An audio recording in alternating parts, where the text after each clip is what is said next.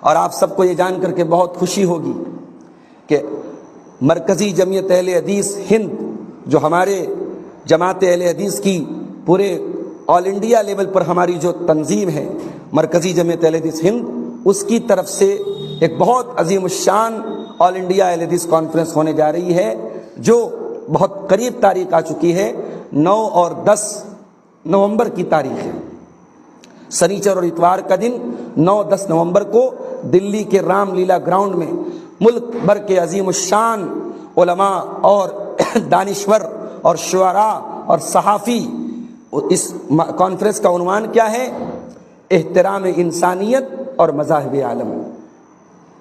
انسانیت کا احترام اور رواداری